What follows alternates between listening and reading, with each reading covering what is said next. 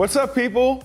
I'm Wale Ogunleye, head of sports and entertainment at UBS. But before that, I spent 11 years in the NFL tackling quarterbacks.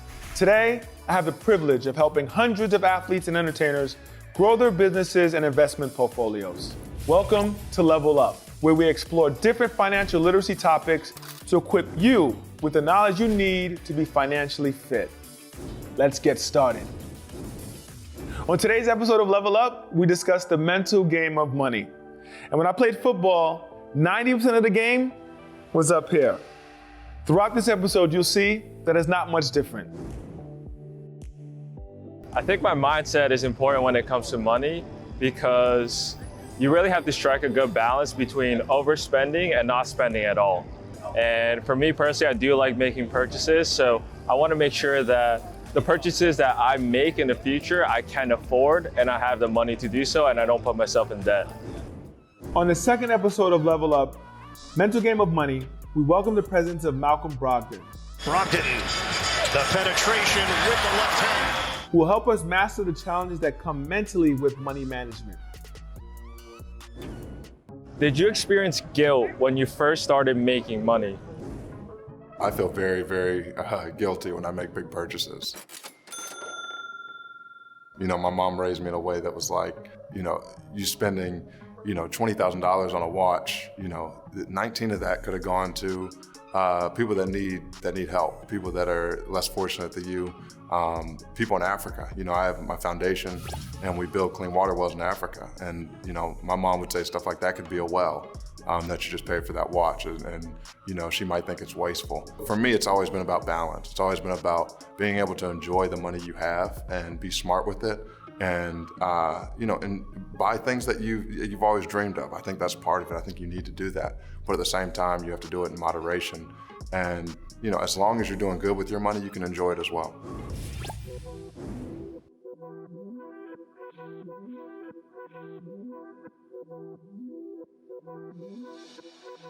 For more insight on why exactly this happens, let's hear from one of our advisors at UBS, Ronnie Brown. Hi, I'm Ronnie Brown, financial advisor here at UBS, and I've absolutely felt overwhelmed. During my rookie year in the NFL, I felt like it was a lot of things to manage, and the financial part of it was one of them. One of the things that I had never been accustomed to was having that amount of money in a new city, and so that was all new to me, and really one of the tall tasks that I felt was very important to learn. People overall get anxious when it comes to money. People may avoid checking their finances. Imagine a scenario where you don't have enough money or you become obsessed with saving or tracking. There are strategies to take to help reframe your relationship with money. One strategy is to create a money practice or get into the habit of regularly checking with your finances. If you're only looking at your money when you're anxious, then it reinforces the idea that money is dangerous and we should be afraid of it, because every experience we have with money is negative. In fact, research has shown that increased financial literacy is associated with decreased financial anxiety. Once you get more familiar with the way that your money ebbs and flows, you'll be less surprised and anxious when it comes time to check in. This can also heavily impact those who suddenly came into wealth, such as professional athletes. Wale, how did you handle it mentally when you first started making money? It's tough and it's crazy that I'm even saying the word tough when you have millions of dollars in the bank. But there is a psychology of money. And I had come from a place where my mom and dad worked 9 to 5, 2-3 jobs, lived check to check. So for me, it took time to get used to having, a bunch of zeros in your bank account. When I got my second contract, sort of the feeling was it was more exhilarating, 100 times more exhilarating, because it was real money. I signed $85 million for 4 years. Now the checks were huge coming in. I mean, it was real money.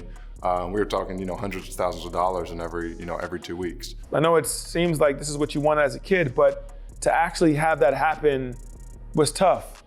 But I had some friends and I had advisors that kind of helped me get through it. Again, there is a psychology around the money, and if you're not ready for it, you can get in a lot of trouble.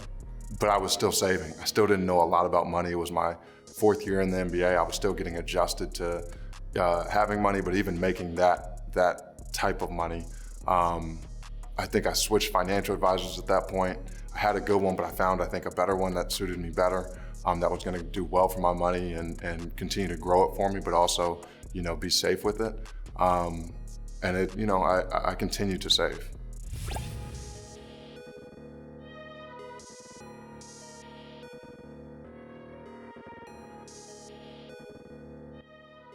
So my parents' mindset with money affected my relationship with money because they ingrained in my head ever since I was a kid to not spend money that I don't have, right? So me growing up, I would always keep that in mind. And while I work, I would only spend with the disposable income that I had.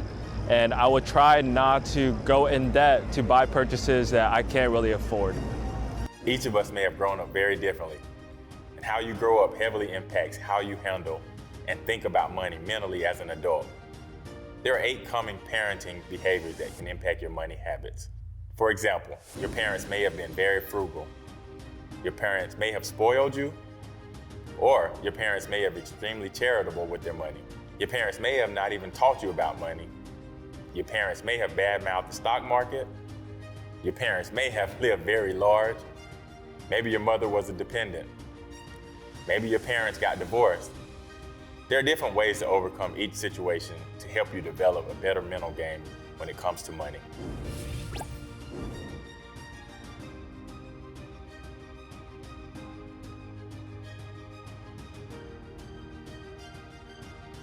My favorite part of the show. Let's head to the street for the question of the day.